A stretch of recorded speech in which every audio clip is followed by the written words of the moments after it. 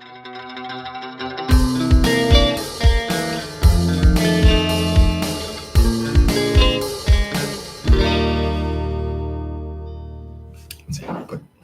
both be in frame. Nope, we don't have to. You're gonna eat your donut during the podcast? I am, because I got 2 donuts. So I think today we're just gonna do the podcast. We're gonna talk about Star Wars because there's not really any news, and I don't just want to do an episode just on Star Wars because we also got to talk about the Mandalorian. Yeah, as well. Do. Chapter 7. Welcome back to another episode of the Real Duo Podcast. I'm one of your hosts, Wade. I'm another host, Devin. It's the second time we've been in the same room. Second time. This is a very special episode. I got some donuts. That's how what have you been watching this with, Devin? Nothing. Was it just Star Wars? I've been doing finals. It's a Star Wars filled episode, and he's got finals and shit. I had finals, he's an and adult. I watched The Last Jedi and The Mandalorian. and The Mandalorian. Fucker. I watched The Witcher on Friday. Oh yeah, that's right. I watched You that. I binged watched the whole thing? all 8 hours because each episode was a full hour, and it was absolutely fantastic. I loved it. Was it better than you expected? Worse than you expected? I think story-wise, it was better than I expected. I think it could have looked a little better. I was gonna say, how were the effects? Like, was there a lot of CG? There wasn't a lot, and I actually appreciated the use of practical effects. There was one really cool monster that Geralt fights that actually I was like, that looks fucking awesome. And they kind of mix CG sometimes, like when it would attack him, it was like CG or whatever. But when it was just like standing there in the shadows, I was like, they actually fucking made that, and it was awesome. I love it when they do practical stuff. It's so good. And there's another like character that's like practical. It looked terrifying, but that's the point. How closely? I know it's not off of the games; it's more off the books. But how much did you know? Well, I think I haven't read the book, so I don't know how much it takes from the books. But I think it was kind of a mix of the games, and because Geralt was very much Geralt from the games. I don't know if he's the same way in the book. But Henry Cavill was definitely he was doing the gravelly Geralt, blah blah blah. And there were definitely some things taken like straight from the games and stuff that I appreciated. But I think it definitely was heavily more towards the books because it did some things with some characters where I was like, I don't know what the fuck that is. And so I assume it's part of the books, or it could have just been original, whatever. I think the biggest takeaway I could take away from the show is the it's not even really the production of it, because I think it is very high budget and you can see the budget in the show and it looks great. I just think the lighting could have been a little bit more like dynamic, if that makes sense. Like everything's a little bit too bright and oh shit, my mic's falling. Everything's a little too bright and it kind of feels like you're watching a TV show. So if everything was a little the toned down. Cinematography wasn't the best. Is that what you're trying to say? I guess there was some really good cinematography here and there. But I think if the lighting, there'd be a scene where there were just candles in the room, but you could tell there were studio lights everywhere. So I think if maybe they made it look like, hey, we're in a candlelit room, and it looked a little bit darker and less saturated and stuff. Sometimes it could have looked a little bit better than it did, and maybe they'll fix that for season 2. I see what you're saying. How many episodes was that? There's 8. There's 8. So it's not 13. 1 hour long episodes, which was, thank God, because I think 13 would have been a little bit too much for this. Because this was a nice little 8 episode arc. It does end on a cliffhanger, but I think if this was it, I think the ending was totally satisfying. Based on what you've seen, do you think it'll get picked up for season 2? I hope it does. It's been getting some solid reviews. I think the critic score on Rotten Tomatoes was kind of iffy, but the audience score was 80-90%. Well, whenever you do a fantasy genre like that, so a lot of critics are kind of split down the middle. Yeah, it's very because I think a lot of people might have expected Game of Thrones or even Lord of the Rings. Or Lord of the Rings, and it's kind of not really either of those, but kind of both.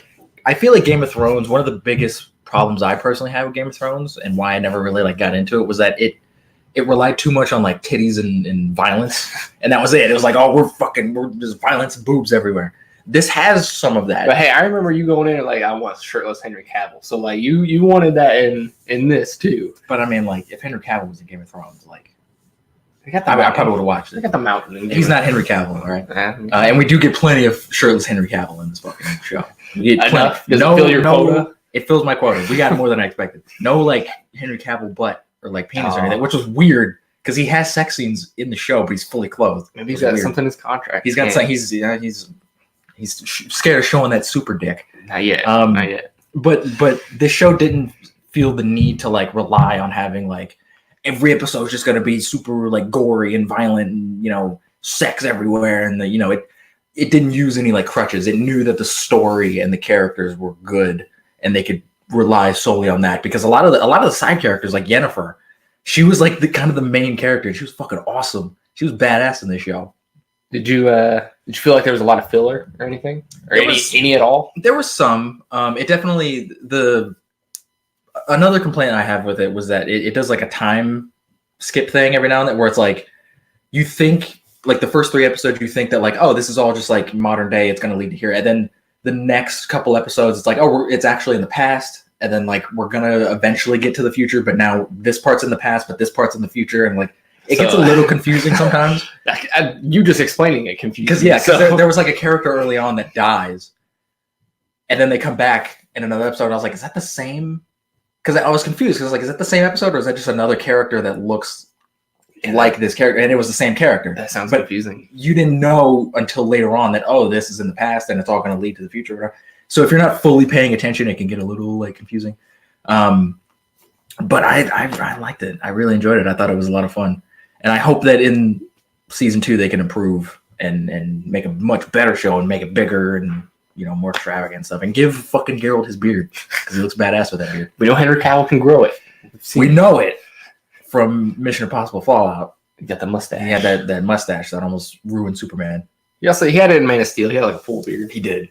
Give him that white beard. And I'm glad the wig, by the way, doesn't look like shit. It doesn't look like all nappy and stuff. Well, no, it was nappy and like gross looking, but like when they first showed off Henry Cavill in the wig, when it was like, oh, Henry Cavill's announced as Geralt, and they showed off like, this is what he's gonna look like. It was the most like awkward fucking thing, because it looked like they just slapped a wig on him. It was too like clean. It looks like they just bought it and whatever. They're probably like, oh shit, we have to do photos today. Probably, yeah. It might have just been like a quick thing, but it was so like bad looking. But in this show, it looks real. It looks like his real hair. It doesn't look odd. It's all like kind of grimy and it looks like real hair and stuff, and it gets dirty and gross.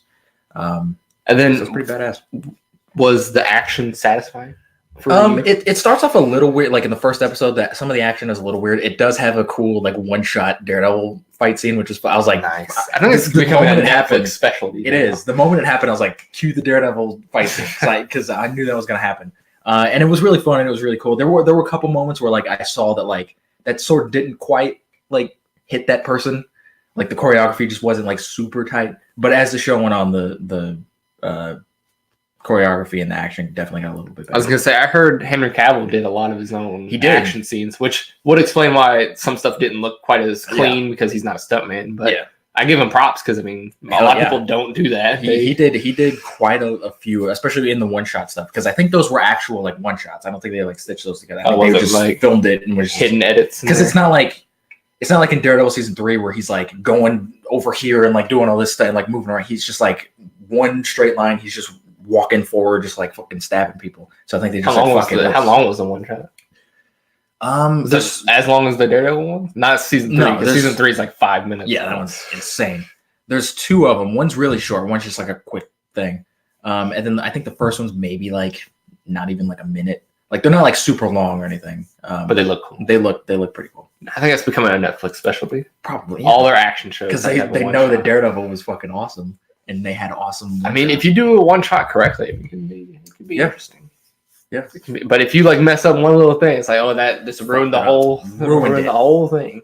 Ruined it. But you do recommend it for anybody? I recommend it. I mean, it's not like, because I remember I was talking to Dylan about it, and he was like, "Do I need to play the games?" And I was like, "No, not really," because I see. That's what my thing was like. I feel like I wouldn't understand a lot what was going on because I never played the games or anything. I mean, there's a couple things that they don't really explain that I feel like if you played the games or read the books, you would know. So, like, if you played, you would have a better experience, but you won't not understand. Yeah, because in the games and stuff, they explain like what some of like the elixirs do and like the ales and like when Geralt's face gets all fucked up, like there's a reason for it. They never really explain that in the show, but it's not like super core to the plot that you need to know that. And they do explain some things in the show that like need to be explained, but it's just like small stuff like that. Like if you're watching a Star Wars movie and there's just like a character that shows up, but it was explained in a book. Like if you've read that book, you know that character, and it kind of makes a little bit more sense. But you don't necessarily need to know that. It's kind of that. It's kind of its own thing. So I mean, you could hop into it and watch it. Well, it sounds good. It's pretty great. Plus, Henry Cavill's always a win. Henry Cavill's great. I think he was actually pretty solid in this show. doing his. He's kind of doing a mix of like his British accent and the Geralt voice. I was gonna say when I saw him as Superman, I was like, he's pretty good. And then when I saw him in Mission Impossible, I was like, I love him. He's great. He's really great. Anything he's in, I'm gonna watch now. He's a little too big for the character of Geralt. He's gotten so jacked. It's insane. He's insane. I don't know why he's getting so. You see that Instagram photo of him standing next to that Superman statue? He looked bigger than Superman. He did. And he is Superman, which is great. Which is weird. But like, I think Geralt's supposed to be like Geralt's cut like a motherfucker. Like he's defined like shit, but like he's really skinny and he's kind of lanky. I mean, it's hard to be defined and not big.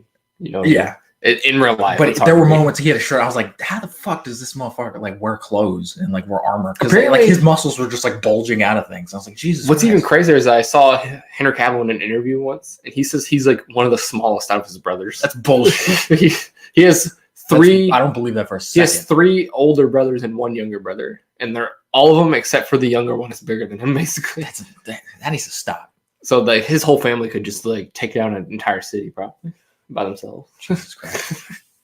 That's insane. That needs to stop. Quit being so fucking big, Cavill family. Quit being so fucking big.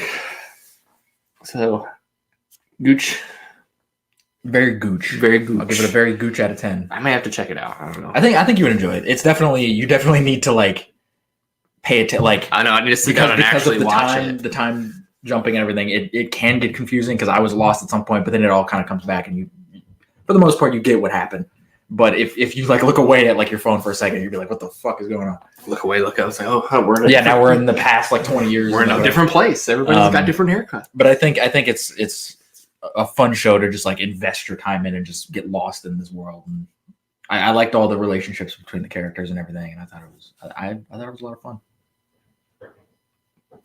Neat. It was a good show. What we moving on to next? Let's do the Mandalore review. The man review. The man review. Whatever we're calling it. What do we? Men. I think we switch what we call it every time. But I've just been calling it the Mandalore review. We're just calling Fuck. What have you been calling it? The man review. The Mandalorian review. The review. The review. Let's just call it the review because that's what. Isn't there a movie called The Review? There's a movie called The Interview. There's 2 movies called The Interview. That's what I'm thinking. There's one with Hugo Weaving that nobody knows about, and then there's the James Franco one that almost destroyed America. That almost caused North Korea to nuke us. I remember that fondly. Yeah, that was a shit movie. It was totally worth it. It was totally worth it. And I remember there was a bunch of interviews like, "Yeah, we got a real tiger," or whatever, a lion or tiger, whatever it was. Tiger's in the movie for 20 seconds. Yeah, they're like, "We got a real one." That's bullshit. Mando review. Mandalorian, episode 7. How do you feel about this? I like this episode. This was a good episode. It ties most of the episodes that came before it kind of together. Well, this was a good episode because it kind of ignores the last 3 episodes, which is good. Because I feel like if you watch, and I'm going to do this when this show ends. I'm just going to watch episodes 1, 2, 3, and then 7 and 8, and see if it flows. Because if it does, then I think we would have a pretty solid, like not great, but like a pretty solid show in our hands. Because I feel like 4, 5, and 6 were just kind of like, hey, we're just doing shit. Well, we don't know what happens in 8 yet, so 8 could just ruin the whole thing. But I actually like 7 because it brought the plot back, and I was interested in the plot, and it's a cool plot, and it was dark, and it was kind of fucked up. It did some unexpected things. It did. To be honest, in this episode, Gustavo Fring showed up, which was awesome. I love that episode. When he came out, I was like, it's Gus. Yeah, I was like, fuck yeah, man. I wish he was in the show more because he would make such a great Star Wars villain. I'm surprised they didn't like put him in the movies or anything. We don't know. Maybe he dies in the next episode. We don't know. God damn it. Don't know. But freaking Carl Weathers is back. He's back. This is really when it started to feel like a show, and it wasn't just like let's just like do a bunch of random bullshit. It was like Carl Weathers is back. Gina Carano came back. We saw IG-11 back. Even though they did a little bit too much like explanation of like, I fixed him and he's good now. Was that Taika? That was Taika, yeah. Still? Okay, it didn't sound like him, so I was like, and did they replace his voice? I think he directed the episode as well. Did he? Either that one or he's directing the next one. That makes sense. But they did like because early on in the show, the IG-11 droid was like a murderer or whatever, and then the Nick Nolte little whatever the hell that the Argonaut, whatever the hell those little things are called, brings him in. He's like, "Oh, I fixed him. He's fine." And then there's this whole like montage, like 5-minute thing of just like, "Oh, here's I fixed him," and then he started out like lifting cups, and then he did. I was like, we don't need any of this. We don't need any of this. Just skip all. Like we get it. You fixed them. Like whatever. They're gonna show that he's actually good. But you don't have to. That's fine. Don't show that like, he started off lifting cups and then he moved on to boxing and then he like saved me from a thing. I'm like, I don't care about any of this. I don't know this character. This character's been in 2 episodes. Like, I don't fucking know anything about this. Just say you fixed him. Cool. Move on. But I like the action in this too. The action was really good. I like the action. I like how it ends on a cliffhanger, basically. That was a good cliffhanger. It wasn't like in episode 5 when it just ended on a random cliffhanger with just some random character where he goes on that bounty to find that lady. Oh yeah, and then it just ends, and you're like, what the fuck does that mean? It was an actual. Is that lady coming back? Probably not. I think she's dead. We saw that one dude walking up to her afterwards. I don't know who that person is. They might be explained in episode 8. I don't know. I'm finally glad they're giving people names. Finally, yeah, they finally gave that little Argonaut motherfucker a name. 7 episodes in, we're getting people's names. What was his name? Like Peter Quill or whatever? Peter Quill. It was like Crawl or what? Quail Man. Doug. I don't remember what his name was. It's Quail Man. But they are giving people names. They are. I don't remember what their names are. I still don't think Carl Weathers has a name. No, I don't. Like he's just Carl Weathers. I think they've said it once. Did they? But I don't remember. I'll just call him Carl Weathers. I'm just calling him Apollo Creed. Same with Gus. I'm just going to call him Gus. Gustavo. It's Gus. Gustavo Fring. And I like, there were some really like fun moments in this show, or in this episode where it's like when they had the little like baby carriage and they took it to that guy and he's like, I want to see the baby, and he's like, no, he's just fucking asleep. And like that was actually a really like tense moment where I was like, oh, is he actually gonna like open it? Because there's no way that fucking baby's in there. And then like he got a call and he's like, I gotta take this call, and then Gustavo showed up and then everybody just fucking dies and there's just everybody shooting through the wall and everybody's dead. I was like, this is a fucking awesome episode of TV. Like this, if the whole show was like this, where it was just like tense, people were fucking each other over, people dying left and right, like this would have been fun. But no, instead we got 3 episodes, you're just nothing.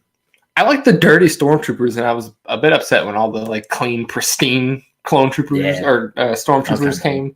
Because the stormtrooper armor looks great when it's just dirty and gross. Because it also makes sense. It makes it like kind of grizzled. The Empire is gone, it makes sense that they're not. But then all the clean, pristine guys come out. They got to. They got to fucking enjoy that shit.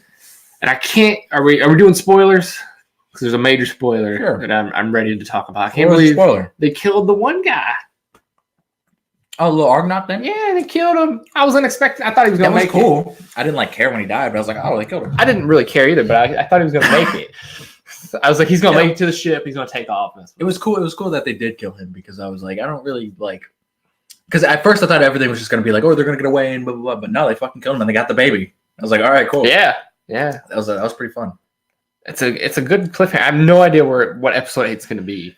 I don't know either. Do you think it'll be more than half an hour? Or you think it'll just still be a half hour? I think maybe like 40 minutes max. You don't think they'll do like an hour special or something? I don't think they will. They might, and it'd be cool if they did, but I don't think they will. How do you think this season's ending? What's your prediction? I don't think this is gonna end on like a story thing. I think it's gonna end on a cliffhanger. It's gonna end like maybe cliffhanger. Gustavo Fring finds the little baby Yoda and he gets it and he fucking flies away and Mandalorian's like, I gotta get that baby, and then that's how it ends. I still think it's in him with Mando shooting him in the face. I don't think they would if they waste. Oh, you're talking about the baby? Yeah, I would love it if it did. I don't think it will. Like the guy's holding the baby and he's like, it's like fuck that baby. He's like, I'm gonna use this baby and take over the world or the universe or whatever. And Mando's like, I got no other choice. So he has to shoot the baby. I mean, you could just shoot the guy in the fucking head. But he's like, that would be the smart. Maybe Gustavo's guy's like, there's more of me out there. Like more people. He's a clone. More people will just keep coming after this baby. True. So just fucking kill this baby. It's like it's too much work to deal with. I would love that because it's dark and messed up. I don't think Disney would do it though. But they're not. I can tell you that right now. And then we forgot to talk about, is the child, is he evil? He was choking out that one chick with the Force. He's gonna crush her throat. I don't think it. There's some theories floating around, like maybe he doesn't have a trainer, so he could turn to the dark side. He could turn to the light side. He could, but at the same time, it's like he's a baby. He doesn't have any concept of good and evil. He's just doing. He sees like he's been with the Mandalorian for a while. He sees this stranger. He's gonna fucking like. That's my dad. Like, don't fuck with my dad. Like, still, he just straight up just Force choke. It's weird that a baby knows how to. I mean, it is a Force baby. It is a Force baby, but it's weird that it knows how to like Force choke and like do all this shit. It lifted that rhino thing. Yeah, but that looked like it was like struggling to do that. This one was just like fuck you. I mean, it looked like it knew how to just like, force choke somebody. It takes less effort to crush somebody's throat than it is to lift a 50-ton I guess, rhino. but it's a baby. I like how he went straight to force choking too. He didn't like push no. He was just like, you're dead. Hell yeah, Luke did it. So it's fine. You're dead. Yeah, I love all that shit. I still think maybe not this season because I guarantee we're getting to season 2. It'll eventually end with that baby finding Luke or somehow and like getting trained properly. Like I feel like that's where it's heading towards. It might be heading that. I hope it's not Luke. Maybe not Luke, but like somebody other than a force sensitive older person. Qui-Gon Jinn. Why? He's dead. He's a force ghost. He can come back. There's a Jedi. I never knew if this is true or not. Can people that aren't force sensitive see force ghosts? I've never known if that. I don't know. Was that not explained in like Rebels or anything? I don't know. I haven't seen Rebels. Was that not explained in like the Clone Wars? Well, all the Jedi or all the people in the Clone Wars are Jedi, so it doesn't really. I don't know. That's a good question. I don't think that's. It's like if like I know Luke can, but like at the end of episode 6, could anybody else see the ghosts? The Force ghosts? I think didn't Han Solo like look over and like acknowledge that like, hey, that's your dad, like whatever. Didn't he like give like a little nod to Luke and be like, yeah, that's I really don't know. Like I think only Jedi can see Force ghosts. It might be. I don't know. That's never really been explained. I don't think. There's probably some book out there somewhere. That's not canon anymore. Some one-off line where it's just like, oh, I saw him. Oh, I saw ghosts. Did Han Solo see Obi-Wan on Hoth? When Obi-Wan was like, go to Dagobah, and then Han Solo runs and from behind the Force Ghost. He didn't. But at the same time, he could be just like, are you talking about Dagobah? Are you talking about Hoth? Yeah. At the same time, Hoth is full of snow, and he's blizzard and shit. He can't see anything. He's hallucinating. So maybe he saw something. Maybe he heard her voice and was like, oh shit.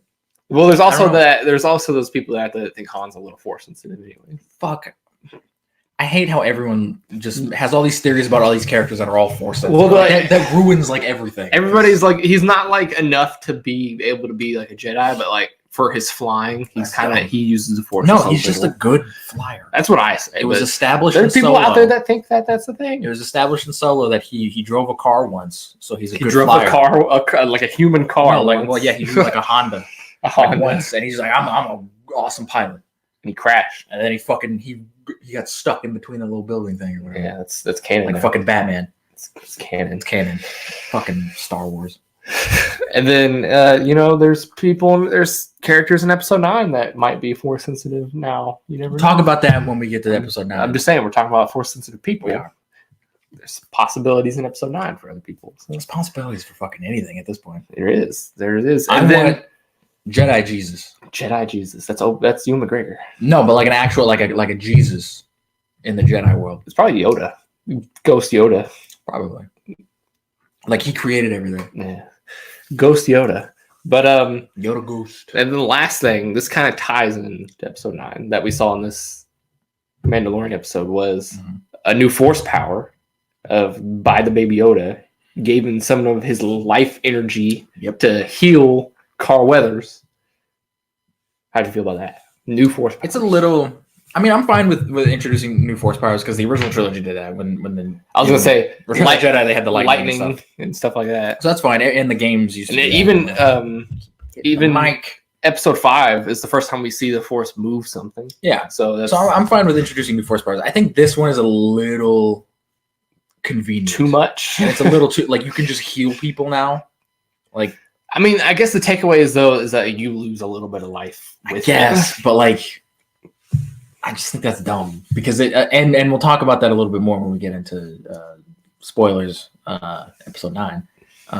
But I feel like the Force is something that if it's not written correctly, could just be like the big MacGuffin that saves everything and. Like it's so convenient. Do you think they should keep building on new powers for the Force? Or do you think they should kind of just leave it where it's at? I think limited. I think it was used sparingly in the original trilogy. It was used sparingly in even the prequels. Like they didn't like do a whole lot. I was gonna say, well, I don't think there was anything new in the prequels besides maybe Yoda catching the lightning. Probably. But that's the only thing I can think of that's new to the Force. Because if you really if you keep adding all these Force powers and stuff. It's just gonna be like, all right, these people are just fucking invincible, and they can heal people now, and they can like shoot lightning bolts out of their fucking dicks. But they can do anything. Yeah, I think you need to like rein it back. Episode 8 brought in the force projection. Yeah. So Which is like, how the fuck does that work? I don't know. And then I'm sure I think there's something in Rebels, so there's new force powers in the Rebels, which is canon. How come we never see any of this like overlap with other characters? Like, how come Luke didn't like force project Darth Vader and be like, "Yo, fuck you"? Maybe he didn't know how to do it then. Fucking. He read one of those books on during episode 8. Page turners, they are not Page turners. Fuck you, Yoda. Who wrote these books? Probably. Nah, those were written before 1,000 generations ago. That's 60,000 years ago. He's not that old. He's not 60,000 years old.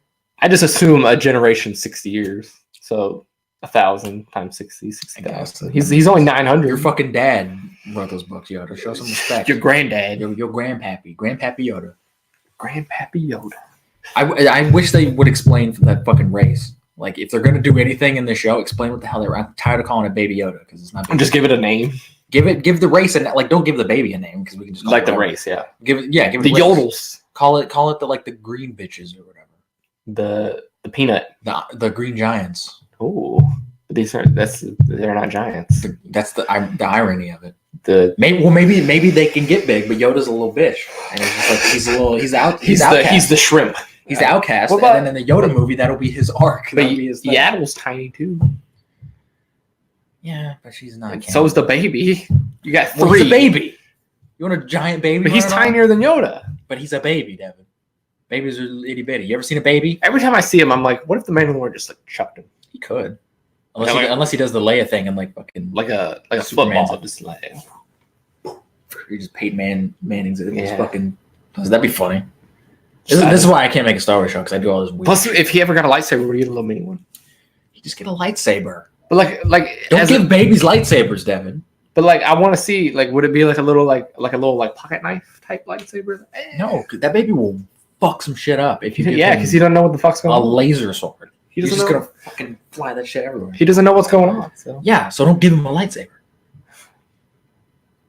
Is there anything else in chapter 7 you want to talk about? Not really. It was a pretty standard episode. It wasn't like nothing special. I like how it actually finally ties in other episodes. It's not just like the plot came back and is relevant again. It's not just a standalone episode. Yeah. Like the past 3 episodes have been. Freaking mic keeps falling. Goddamn mic. We're using Dylan's mic. Yeah, So blame Dylan if the quality sucks. Or blame us because we don't know how to use shit. We're not technology sufficient. We're not. Are we just going straight in episode 9? Let's go into fucking Star Wars episode 9. We were going to do a separate video on this, but because there's no news, let's just do a podcast all about Star Wars. Star Wars and The Witcher. And The Witcher. Star Wars. The Witcher did. I mean, quit banging the table. The Rise of Skywalker. Devin, what did you think of Star Wars: The Rise of Skywalker? Personally, it was the weakest of the 3 new trilogy. I think it was the weakest of the 3. I could honestly see a lot of people liking this movie. I personally didn't like it as much as 7 and 8. I know you don't like 8. I consider 7 and 8 really good. I appreciate 8, but I don't like it. But this is just this is the first time I went into a Star Wars episodic movie and I was like, this doesn't feel right. Like I sitting there in the theater, I was like, this just something feels off. So you had the same feeling that I had when I think so. 8. I think so. Something about this is not like right. Just watching it, I'm like, this just doesn't feel right. Like something's just off. I don't know what it was, but something just felt off. When we talk about it, I think there's going to be a lot of stuff where you're like, oh, that's probably it. I mean, yeah. I could think of other reasons, but in the theater at the moment, I was just like, something just doesn't feel right about all this. How did you feel about it? I thought this was the best comedy of 2019. This movie was so fucking better than hilarious. Hobbs and Shaw. Better than Hobbs and Shaw. Better than Jojo Rabbit. This movie was so there were so many moments where I was just like, somebody wrote this. Somebody wrote this in a script. That's out there somewhere. Me and Wade didn't sit next to each other in the theater. There's a couple people in between us. I wish we did. You would have been so entertained by my reaction. Out of the corner of my eye, I could see you like bust out laughing. I was at least once. I saw you bust out laughing because there's so many things in this movie that just don't make there's the movie starts off. We're not going to spoil anything right now. We'll get into spoilers a little later. But the movie starts off and there's just this huge bomb dropped that's never explained. You know what I'm talking about? Yeah. And we're just supposed to accept it. There's not even like I understand like not wanting to like get into like the backstory, but one line. Give me one like one-off line. It's not even in the crawl. Not even in the crawl. It's just There you go. Boom. That's my biggest issue. None of the characters question it. There's one line where like, oh, this happened. It's like nobody's like, wait a minute, what? Yeah, everybody's kind of just like, yeah. Everyone's just accepting everything, and there's so much exposition, which is weird because they don't explain that. But there's so much like, I gotta go to this place and do this thing, and I gotta do this, and blah blah blah. And it's so quick. The first act is just like, we gotta go here, then we gotta go here, then we gotta go here, then we gotta go here. It's like I feel like a lot of this movie, if it was just slower, if the movie was a little longer, if it was like in-game length, if it was like 3 hours, and it was just a little slower, take out the MacGuffins, take out some of the MacGuffins, and it just kind of focused on the characters, I think this could have been a better, more satisfying conclusion. But it a lot of it feels like fan service. A lot of the stuff that happened in 8 is totally fucking ignored. I was gonna say, do you think JJ got screwed over by Rian Johnson a little? I mean, no, because Rian Johnson made his movie. That's his movie. And yeah, it sucks. I'm sure JJ had a plan, but like they went into this movie. It's not like JJ had a script before. I'm sure he had an idea of where I'm sure he had some kind of idea, but like you could craft a movie around episode 8 and still make it work and still make it cohesive. There were so many points in this movie where I was like, okay, if you did this, like do that, but then take out all this other stuff and you would have a solid story. Like that happens all the time with franchises. That happened with the original franchise where it was like George Lucas made the first one and then they brought on somebody else to do the second one and it just continued the story from that. They didn't say like, oh fuck, we need to ignore some things from Empire. They just continued the story. Just continue it from where Rian Johnson left it. But they easily could have did that. There was also the overseer of George Lucas overseeing all this. So he kind of had. True.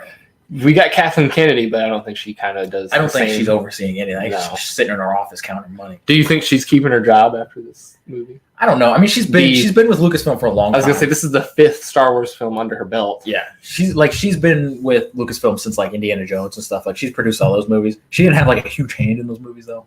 But I don't know if she'll be like the overseer of Star Wars after this. I was going to say, that's not up to her. It's Bob Iger's decision. Yeah. And Bob Iger's been on the record recently being like, yeah, we maybe kind of like fucked up Star Wars, which is not something you should say before episode 9 comes out. But he did. This whole movie was just like, and it's very reminiscent of like the times now where it's just like in-game, as my thoughts on in-game aside, I didn't love in-game, but in-game is good. And it's, if you do look at it as a conclusion, it's a conclusion. If like to certain characters, this movie didn't really like do anything. It was just kind of ended, and I was like, okay. I didn't get emotional at all. I got emotional during Endgame. I didn't get emotional at all during this movie. The end of Return of the Jedi I felt way more grand and epic than the end of this movie. Which this is supposed to be the grand and epic ending. This is supposed to be. This isn't the ending to the new trilogy. This is the ending to every 9-episode saga of the Skywalker Saga, and it just kind of like, okay. I completely agree. This episode 6 did it way better. It did. Episode 9 did. This is also, and this movie is also just a remake of episode 6. Like this is the most I've seen. If anything, this movie takes away a lot of things from episode 6 that happened in episode. It takes like the emotional weight out of it because it does that. But like, there's so much in it where I'm just like, you motherfuckers literally just took episode 6 and then just like changed a couple things, and then you're passing it off as a new movie. And like Force Awakens being a New Hope, I was fine with that because it's like you're bringing it back. You want to familiarize people with the world, but it wasn't enough to where I was like, this is beat for me. Yeah, they were still doing new things, and they were still like they were introducing us to these new characters by making it feel familiar and stuff. That's fine, but then when you make Last Jedi, it needs to be different and not just Empire Strikes Back. But it was very Empire Strikes Back, and then this one was very, very Return of the Jedi. Like almost, I guarantee you, if I might like do this just for fun. I want to like take certain scenes from Return of the Jedi and just put them like right next to Rise of Skywalker. Sure I guarantee you they're going to be beat for beat the same because Rey has the exact same arc that Luke had in Return of the Jedi, except done way worse. Because Luke's arc in that, and I don't want to like get too into that. We'll get into that more in the spoilers because that is a spoiler. But like Luke's arc in Return of the Jedi was all done visually. There was never anything like said. It was all done through like what he was wearing, the stuff he was doing in the movie. In this, it's like, oh, I got it, blah blah blah, and like just exposition. I'm like, you couldn't, like, you motherfuckers, you saw what they did, just do that. Like, I don't understand why they didn't do that. How'd you feel about all the actors in it though? I like this cast, and it sucks that like this is the first time we've really seen all three of them together because they had good chemistry. They had. This is the first time all of them have been in the same. And I like Daisy Ridley. I think she's a good actress. Fucking Oscar Isaac is a phenomenal actor in everything he's been in. John Boyega's fun, and I love John Boyega. Adam Driver I love Adam. Adam Driver was what makes me like this movie just a little bit more. And he's great in this movie. He is. He does. And I think his arc is the best of all the other ones. I think it could have been handled a little bit better, but out of the ones we got, I think he's got the best performance and the best arc.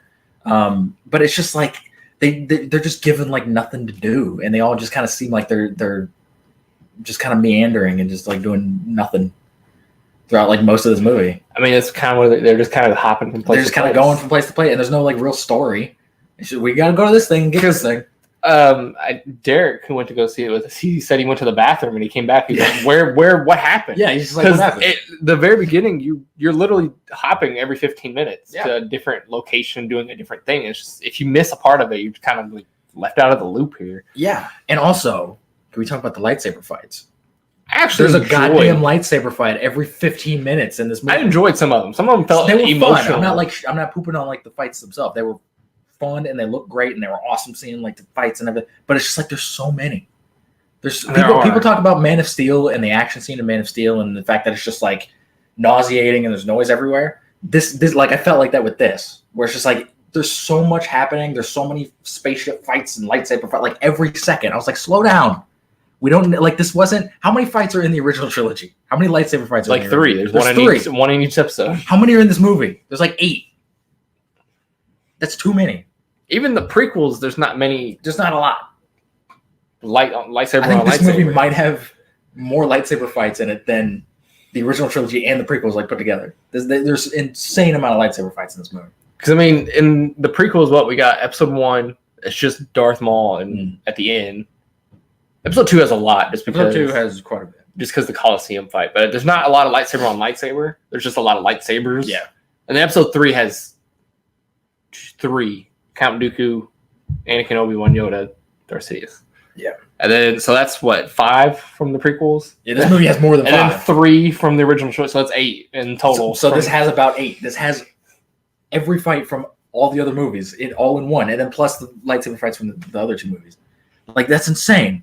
And I feel like this movie, I know I've said with like Last Jedi that like Rian Johnson kind of like disrespected Star Wars.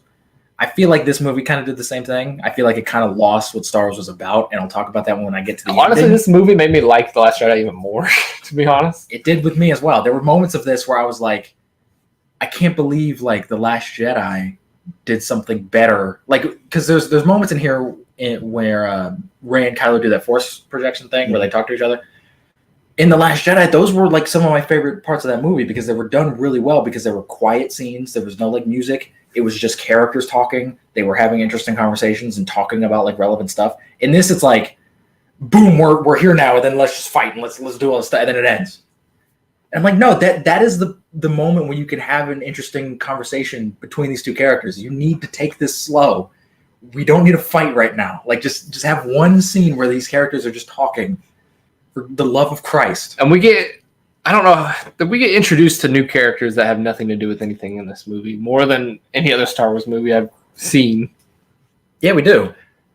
Because there's at least 3 new characters that show up there just like, we're just here to just do whatever. Yeah, there's one that's there specifically to like be a MacGuffin. And then there's just like a couple other ones that are just there. And like you said, there's one there that ruins another character's whole background. We'll talk about that in spoilers.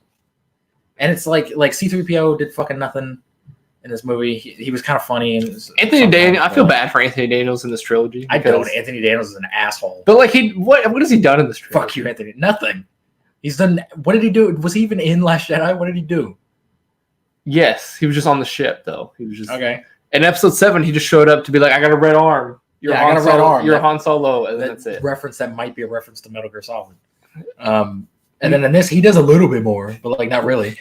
And they try to. It's not. I'm trying not to do spoilers here, but they try to get emotional moments out of it, and they go back and just ruin it later on in the movie. Yeah. So, and it could have been an actual. This movie does that a lot actually, where it's like it has a chance to have like this really awesome because there's one moment where with Rey that happens with Rey where I was like, this is actually like they're actually kind of nailing this scene right now. Like I'm feeling emotion from these characters because of the performances and what happened, and then it just completely like immediately like right after they don't even let you have time to feel no breathing emotional. room. It's just immediately after. It's just nope, everything's back to normal.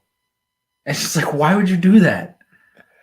You had the opportunity to do it right there. I feel like this movie is like, okay, we want to do risks, but let's not. Let's just take them back. Like it's just like let's tease. Let's do what The Last Jedi did, but not really. Let's tease the risk, but let's take it back. Yeah, take it back. Let's make it seem like we're risky and edgy, but not really. And like I said, I think a lot of people will like this movie because it hits all the beats that you people wanted it to hit. Yeah, I mean, I can totally see someone coming out of this and being like, "That movie was fucking awesome," because there's tons of action, there's tons of like everybody says, "I want more lightsaber fights. I want answers to questions that were from previous movies," which this movie does, but I'm not saying they do them well. That's what I'm saying. And it's like, but that's not what Star Wars was ever really about, though. Star Wars was about the characters. It was never really like, yeah, there's action in the. That's what Episode 5 is. All is. It's a character. It's a character movie. It's all characters. And it's one of the best Star Wars movies ever made. I think this movie might be kind of self-aware in the sense that like it knows that Rey doesn't really have a character still after 3 movies. Her introduction, and so they're just like was cringy as shit. I thought in this movie, by the way, where she's like doing a handstand or whatever in the jungle. She's like just floating. She's floating in the she's like a monk. I was just like, what is happening? Whatever. She's training and doing. They have to keep saying, oh, she's still training. That's how she knows how to use the Force. That doesn't explain how she knew how to use the Force in the fucking first movie. There's fucking dumb. There's some sad things that we need to talk about in spoilers. Dumb. Let's get into spoilers. Spoilers. There's a lot of stuff. If you haven't seen it, there's a lot of spoilers in this movie. Let's talk about spoilers. All right. Let's talk about what do you want to talk about? The man himself, Emperor Palpatine. Emperor Palpatine's back for no apparent reason. So this isn't really a spoiler because they marketed him. Whatever. Yeah, if you've seen a trailer, you know he's in. Yeah, no. How did you feel about his inclusion in this movie? I think Ian McDermott is still a great actor. He's great. He slipped right back into that character, and I was like, "This is." I think even he knew though. Like he was just like, "Why the fuck am I here?" Yeah, probably because there's no reason. Like he tries his best, but he's just like, I have no motivation. Do, like there's no reason. It's why bring back this character? I honestly think this was a fault of Rian Johnson. I told you this yesterday. I think Rian Johnson killing off Snoke kind of made J.J. Abrams just go, I don't have a villain. But see, you have a villain with Kylo Ren. I know that because Kylo Ren's arc. But I think he always wanted him to be redeemed. And you're like, I'm sure he did, and he's just like that because that's dumb. I think like if you redeeming Kylo Ren isn't dumb, but you have to do it properly, and he didn't do that properly in this movie. But like The Last Jedi established that Kylo Ren was full on villain. He accepted the fact that like this is who I am now. I've made too many mistakes to go back now. I'm a fucking villain. And I'm just going to embrace this and be a screaming fucking flamboyant idiot. Like, that's him. And then there's so many things in this movie where he's just like, nah, fuck it. And it's so quick. And, like, that arc, like, redeeming him, I think if you were going to do that, that should have been in episode 8. That should have been, like, the end of episode 8 or, like, the mid of episode 8 where because in 7, he was conflicted. He was still kind of like, maybe, blah, blah. Yeah. And then 8 would be the point where you're like, oh, he's realizing that, like, no, that's not for me. I have to be this good guy. And then that actually would have been kind of neat if in this movie he was with Rey and they had to go fight this bigger threat or whatever. But no, he's a bad guy for most of the movie, and then he just turns to a good guy. And then for some reason, he was needed for the Emperor. The Emperor needed him for something. Yeah, I don't know why. I didn't understand his life force. But at the same time, it's like, why were you stringing him along for all these years when you could have just like told him to come to you, and then you just suck his life? Because like the very beginning of the movie is Kylo finds the Emperor.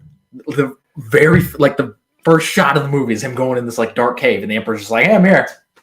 Which was no explanation. Kylo Ren's not like, what the fuck? He's just the Emperor's like attached to all these machines, which I guess is supposed to be the explanation. Like, oh, they just attached his body, but like it doesn't explain anything. He exploded in Return of the Jedi. Yeah, plus the Death Star exploded afterwards. Yeah. Where did they get even a bit of his body? Like, who hooked him up to this machine? Like, what exactly? What does any of this mean? Why has he just been 30 years just sitting in this cave? Yeah. And I think that's supposed to be kind of like, oh, it's mystery. Plus, how old is he? Is he like 150? He's immortal because he can cheat death. I guess, but like he was old in the prequels. Question. Yeah, that's also a good question because it's like if you had the ability to come back from the dead and remake a new body. Why are you still old? He's still just like old Ian. I was gonna say he's like at the minimum 50 in the prequels. And the prequels, yeah. So in the original trilogy, he's 70, 80. Yeah, probably. So in this, he's got to be at least 110. Probably, yeah. 110, 115, which that's old as shit. That's very old. He shouldn't be moving around, I can tell you that. Yeah. And I think bringing back a character from the previous movies was a big mistake because it gives this movie zero tension for anything. Because it's like, okay, they make a big deal at the end that, oh, the Emperor's dead, everything's safe, blah, blah. They did that already. Yes. And he came back. Come back. He'll find another way to do it. I thought they were really going to explain it with like a clone, which would have honestly made it better, I think. Could have worked. Like there's some random dude out there who's just like, I made a clone of Palpatine. I think it could have been cool if maybe Palpatine was just like a Force entity and he like maybe he was the first Sith to like transcend and be able to do the Force Ghost and he was fucking with Kylo Ren. There are people that also have had theories that it was a robot. Or it could have been a robot. Because I think in Battlefront 2 he comes back and he's in like a robot body or whatever. He's like a hologram. It's like that could have worked. So like he didn't have to physically be there in order to be important to the story because ultimately Rey just fucking kills him. And like he doesn't do anything. And then where we go after this? We do we're jumping around everywhere. Jumping around to so many things. And nothing really happens. They're looking for the MacGuffin of I forget what it's called. I don't the Wayfinder or the Wayfinder. What the hell was that, by the way? Because they kept showing that, and I was like, "What the fuck?" The triangle this? thing, yeah, is just how they got to Exegol, which Exegol is the place where the Emperor is. The Sith bad reigns, basically. Okay. But the MacGuffin, and there's apparently only two. And Kylo has one because he found it earlier in the movie. Yeah. Which it does. They never explain how he found it either. He just has it. He just found it. He just has it. And then we're hopping around place to place. They're looking for the Wayfinder. Mm-hmm. And we get our first trying to be emotional scene with Chewbacca gets captured. Yes. And this scene, honestly, like I was like, okay, this is how you subvert expectations properly, Rian Johnson. Where it's like everyone went into this movie and was like, oh, Lando's going to die or Leia's going to die, whatever. This could have been your moment to kill Chewbacca. And then nobody expected Chewbacca to die. And this would have been a legitimately heartfelt, gut-wrenching moment because everyone in Chewbacca's life at this point has kind of died. Like Han's gone, Leia for the most part's gone, Luke's gone. Like this could have been like Chewbacca never really got his moment to like reconcile with his friends or whatever, and he just dies. And that would have been an emotional moment. And the look on Rey's face was, I was like, this is like you're nailing it right now. Like this is emotional. And Finn was like, fuck. Like Finn was in the background, just like fuck. Like we fucked up. And then immediately, like not even 5 minutes later, like the next scene is just like, no, he got on a different ship and he's fine. Yeah. Which that's never explained because you can clearly see when it takes off. Like that's the ship. Yeah. He's on it. There's one, they never show like multiple, there's one ship just right there and he gets on it. And then I guess they like quickly like switched him and put him on another thing and then like, okay. But yeah, he gets on this transport ship and he's a prisoner. He's getting taken off and Rey comes out and grabs it. Yeah. The ship with the Force. And Kylo comes out and he grabs it with the Force. And then she ended up shooting lightning. Was that Kylo that did that from her? Or did she accidentally do that? I don't know. It could have been either one. I think Rey accidentally shoots Force lightning and destroys the ship, and everybody's like, "Oh shit! Yeah, they just blew up Chewie." And that would have aided in her arc if it actually happened. Like if he actually died, that could have helped with her arc and the fact that like she doesn't want to be. And this is another thing we have to talk about. But she doesn't want to like. She's starting to see that like, oh, maybe like I'm starting to have a little bit of dark side tendencies. Like I don't want to have that, and I'm trying to fight it. But no, he's alive, and there's no tension for anything at all. Yeah, like literally two scenes, like you said, two scenes.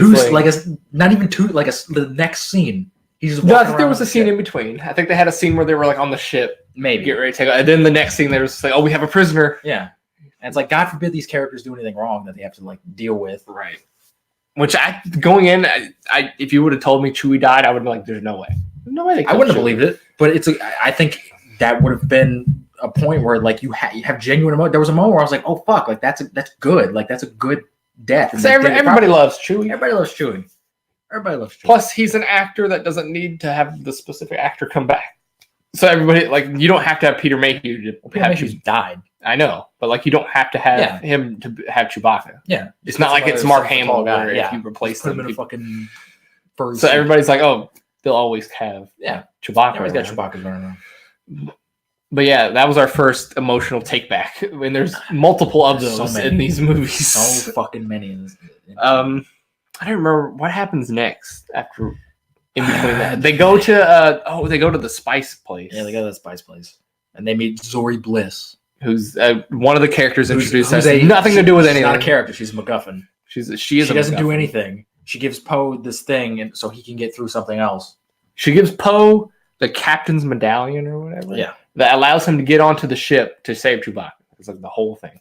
So we spend like 20 minutes on this planet just to have that, just so she can go, hey, here's this thing. You can get on that ship now. You couldn't have like, I don't know, hacked it or like found some other way to like get on there. Or just go onto the ship. Or just go on the ship. You start shooting people anyway. Just fucking go on the ship. Yeah, it's like they're sneaky about it. Yeah, they're not like, it's not like Rogue One where they have to like sneak in and like be strategic about it. They literally land on the thing and just start blowing away stormtroopers. You could have just did that anyway, you fucking idiots. And then what happens? I'm trying to think of what happened. I think they go somewhere else right after this. No, they get the Falcon back from because Kylo. We got to talk about the interconnection between Rey and Kylo here, and this is our first lightsaber battle. Yeah, which, like you said in The Last Jedi, they always kind of like they slowed it down. They were character moments. Character moments, but this is she sees Darth Vader's helmet, and then all of a sudden Kylo and her connect and do the little Force connection, and they just start fighting. And they immediately just like fuck you, and then they just start fucking fighting shit through the Force, which I don't know how this works. They're in different locations, but they can fight each other. I mean, they kind of established that in The Last Jedi. Yeah, but like, touch stuff and whatever. But like, I didn't know. I don't know how it works, but. And we forgot to talk about the dagger too. The other MacGuffin, that motherfucking dagger that I guess seemed important, but not it's a really. Sith dagger, and Sith dagger. It just tells the location of Exegol, which is what the Wayfinder does. So it tells you the location of the Wayfinder, which is how you get to Exegol, which is stupid. All this dumb stuff to get to this one place. But this does tie into another emotional moment because only C-3PO can read the Sith text, but he can't say it. Like it's against his programming to say it, and that's one of the reasons why they go to the spice place too. I forgot that they go there to get his memory implanted, and this could have been also kind of an emotional moment. You have C-3PO, who is a original. He's been in all 9. He's been in every episodic movie, and they're like, okay, if we're gonna have him say these things, it's gonna wipe his memory, and it's like he won't remember anything. And it's just like, man, he won't remember anybody. He's not gonna remember anybody. Chewie, Leia, nothing. You don't remember nothing. R2, nothing. But then they do it, wipe his memory. He says the place where the Wayfinder is, which is on the broken Death Star. And then, like you said, like 4 scenes later, R2 just replaces his memory. Yeah. And it's just like, okay, so what was the point? It's like, okay, and they built it up as like an emotional, like if we do this, you're not gonna have your memory. Like we're gonna have to erase your memory. If they were just like, oh, we can erase it and then we can just do it again, like replant all your memories and whatever, that would have been fine. But they built it up like this emotional, like you're not gonna remember us, you're not gonna remember like Leia and anything. And he was like, all right, fine, let's do this for the universe, like for the greater good. And then nope, they just fucking. Put a little thing in his hand. Yeah, they just put a little thing in his hand. He's got all his memories back. All right, cool. It's just like, what was the point? What was the point in going through all that? And they do that 3 times in this movie. It's almost like it's almost like a comedy in a way. The rule of 3s, where you tell a joke 3 times, and then like before it gets old. Like that's they do that so like they do it at the beginning, they do it in the middle, and they do it at the end. Like it's almost like intentional that they did that. Yeah. And it like fuck you. Like don't do that. You can honestly say they maybe did it 4 times. I can think of a one in between now and the end where they do it again. I don't remember that one. I'll tell you when we get there. But then we finally go back to the old Death Star. I think we're on Endor, right? Did they say we're on Endor? I think that's what they said it was. I assume so. I do too. And this is where we get introduced to another random character that ruins Finn's whole background. Well, for one, hold on. We forgot to talk about Billy motherfucking Williams. Oh yeah, forgot because he just shows up. He just shows up out of nowhere. He just happens to be. I feel bad for Lando because I feel like they just left him on this planet. Kind of. Like Luke, they explain it as Luke and him were looking for the Sith dagger, and I don't know why Luke left him there because Luke was an asshole. But Luke just left him on this planet for like 30 years or however long it's been. And and now he's dead, so he's fucked. Yeah, Luke's dead. But Billy D. Williams, and this is very reminiscent. We're gonna talk about this a little bit more as we get into spoilers. But like, these older, like seeing Mark Hamill in The Last Jedi and seeing Harrison Ford in Force Awakens and even Carrie Fisher, they have so much like history and they're so like seasoned that the moment they come on screen, they immediately are just like, that's fucking Lando. Yeah. Like he totally, I was like, this is Star Wars. Like I'm feeling like a kid again watching Star Wars for the first time. Like, fuck yeah. And Billy D. Williams still fucking has smoothest guy. I was worried he was gonna be like old and gross and just like, oh, I don't want to be here. But no, he was in it. And the moment he said like something, like he took his helmet off and he's just like, I'm fucking here, man. I was like, fucking A, that's Lando. As soon as I saw that guy with the helmet on, I'm like, that was Lando. I knew that immediately. Yeah, the second they panned over, I was like, that's probably Lando. It's Lando. Yeah. Because his helmet kind of looked like his helmet from Return of the Jedi. A little bit. And I was like, that's motherfucking Lando right there. But he kind of just shows up and then he disappears until the end of the movie. Yeah, he doesn't really do much. So they're just kind of like, oh, Lando's out there, and then he'll come back later. Which I honestly kind of would have preferred if like we never saw Han and Luke and Leia in these new movies, but we saw Lando. Like Lando just showed up and he's just like, hey, I'm here to help. Like, well, that would have been kind of neat, I think, if Lando was the only like original player that comes into these new trilogy. They can't do I think that would have been a lot of fun. They got to make the monies. And then you could just be like, oh, they're out there like doing stuff because it's a fucking galaxy and it's huge. They got to make the monies. Everything's interconnected and small now. Make the monies. And then we're on Endor, and we introduced this other new character. I don't even know her name. Did they say her name at all? Black lady with curly hair. But apparently she's that I assume is Lando's daughter, but not really. Sort of maybe. She's a reformed First Order trooper. She's a reformed stormtrooper. The one interesting character throughout this entire trilogy was Finn. Finn had an awesome arc. He was my favorite character in Force Awakens when that came out. They kind of ruined him in Last Shot by making him like a badass because that didn't make any sense. Like he's a janitor. No, but like if you're gonna make him a badass, have a time jump in between them. No. But like this took place like immediately after, and like it just didn't make any sense. But like there's nothing special about him now because they go to this place and then there's just a bunch of them. There's a bunch of reformed stormtroopers now. There's like a whole like battalion. Yeah, so like this isn't. Because I always thought that like Finn might have been a little bit more sensitive, and maybe that's why he like broke free from like his programming or whatever, and that's what made him special. Because we had never seen that before. We've never seen a character in Star Wars that was like, you know what, fuck that. I don't know what I'm gonna do, but I'm not doing that. Like fuck it. Apparently, this is like a common thing. Like apparently, people just abandon it left and right.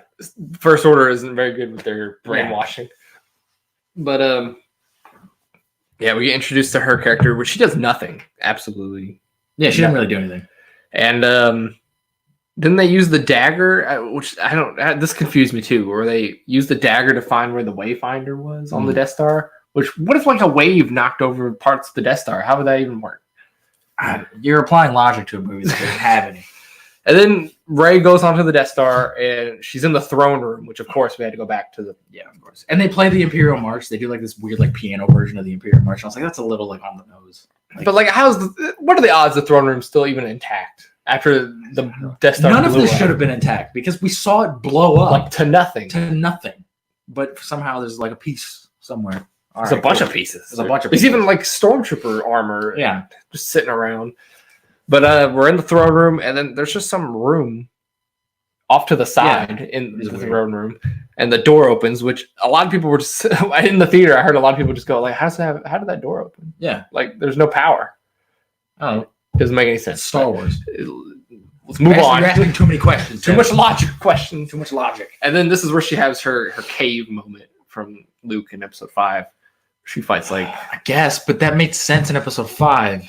It didn't really make much sense. Was that like a vision she was having, or was that like triggered by something? In Episode 5, they explained it as Yoda killed a Sith in that cave, and like his spirit was still like haunting that place. So anytime somebody goes in there, they just see their darkest fears, which is what Luke saw. He saw his fear. Well, I always saw that scene in Empire Strikes Back as like a metaphor. Like he didn't actually fight anything. No, he did, but that's a metaphor. But like I feel like this was a little bit more literal. Like she actually fought somebody. But I don't know. I don't know if like that's supposed to be Darth Sidious did die there, and that's like his essence haunting the Death Star still. And like, I don't know. That could have been cool.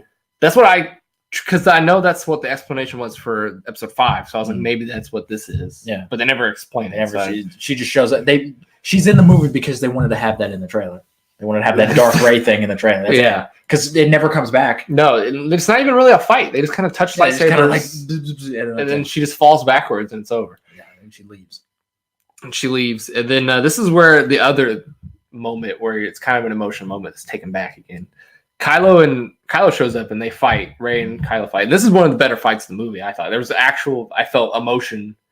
Behind this, it didn't feel choreographed, which is how you should do a fight. The prequels felt very choreographed, but this felt like an emotional fight. And you even said you thought Kylo was going down here when Leia like force talks to him, and I thought he was gonna go down because immediately Rey stabs him. Yeah, and I was like, this could have been a cool way of just like Kylo Ren's dead. He's a fucking asshole for like killing Han and just abandoning his family. Like fuck him, he's dead, and we're just killing him. He's not gonna get redeemed. He's not gonna he's just dead. I was like, that actually would have been kind of cool. Because that would have made sense. Because at this point, he's an emotional moment. That's an emotional moment. And then that line when Rey goes down and she's like, "I wanted to take your hand, Ben Solo's hand." That was actually like, "Fuck." That's a great line, and that could have been like a big fuck you to Kylo Ren. Be like, "Hey, you fucked up. We could have been something cool, but you fucked it up." Yeah. And then she could have just walked off, and then he just sits there and dies. No. This is where the Mandalorian episode ties in. Jesus Christ. She uses the Force life thing. She gave some of her life essence or whatever to Kylo and heals his stab wound. It also healed the scar. Oh, did it? I didn't even notice that. Yeah. Yeah, so she just saves him. She just stabbed him, but she's like, nah. Just stabbed him, but instead of being like, hey, fuck you, live with this shit. You did this. This is your fault. Yeah, you're going to die. You're going to die now. Live with it. She's like, no, whatever. I'm better than that. I'm just going to heal you. And she heals him, and then she just goes and heals him, and then she just leaves and she doesn't know he's turned at that point. No. So like he could just find her again and fucking fight it. Like they're just. Plus, it's a waste because when she stabs Kylo, she feels that Leia just died. Yeah, because she knows that's how she got the upper hand. Mm-hmm. Kylo got his head messed up because Leia was talking to him. She feels that like Leia just died. Yeah. And then she's like, okay, well, I'll just waste her killing herself for me to be able to. Very weird. I was like, okay, you brought Kylo back, but Leia's still dead. I was going to say, you wasted the upper hand moment that she gave you. Yeah. It just brought it back. So it's like, what's the point? It was very pointless. And I know they needed a reason to kill Carrie Fisher because she's. They could have did it in so many different ways, though. They didn't have to do that. She could have just died. Why did she have to go on this like metaphorical, like beautiful? She could have just died. She's old. All right, she died of old age, which I thought that's what they were going to do when like a person was helping her to. Yeah, maybe. I was like, oh, maybe she's just going out. Yeah, that would have been fine. But nah, we just to go out in like a fucking metaphorical, spiritual way or whatever. Yeah. And then this is where we get I think a good scene, two good scenes back to back. We also forgot to mention Rey's lineage. Yeah, I was kind of just gonna wait until we talk about that at the end. Oh, you want to talk about that at the end? Yeah, when it all just kind of comes together, anyways. But we get two. I think we get two of the best scenes in the movie right here. One of them is really good. We'll talk about this one. I don't know which one comes first, but Kylo is sitting there like debating whatever, just being good. Mm-hmm. And this was a great scene, but I think everything that happened in it happened way too fast. And then we get a cameo in this, which I wasn't expecting. No, nobody on the planet was expecting this. Harrison Ford. And at first I thought it was like, oh, this is gonna be CG. They're gonna like shoot around it, but no, he's there. That's him. Yeah, he shot the scene. He's there, and I want to see the check. How much he got paid for this? This minute of the money he must have made from this minute of screen time. He can retire for like the rest of his life. He didn't have to do movies anymore. Because everybody knows Harrison Ford hates Star Wars. He hates Star Wars. And he was so happy when they killed him in 7. Because he wanted Han to die in Empire. Yeah, in 5. Because he was like, he doesn't see a reason for him to keep living. Yeah. He was like, that's where he should die. And then they brought him back. And I just thought it was a good moment. It was a good moment between father and son. Yeah, it felt. But it was the turn of Kylo felt a little late. Like you're telling me that like a memory of his father is the thing that like I think you killed him. I think he just felt that Leia died, and he was kind of like taken back by that, and then seeing his dad just pushed it just a little, Maybe. nudged it forward. That's how he felt fucking nothing when he killed Landon, or when he. I don't think him he in the felt first nothing. I just think it was just the spur of the moment. Plus, he had to fight Ray right after. He wasn't like. I guess. I mean, it could have been like a regretful thing. Like maybe he's regretting it. Like he has nobody now, and he's seeing that, and he's realizing he's fucked up. But I just don't think that was like portrayed in the scene. I think it was just like, oh, I had this conversation, and then I throw my lightsaber in the river. He should have kept that lightsaber, by the way, because that's a badass lightsaber.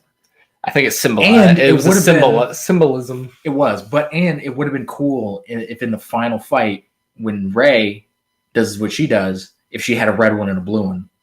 That would have been. You're talking about symbolism. That would have been symbolism. That would have been cool.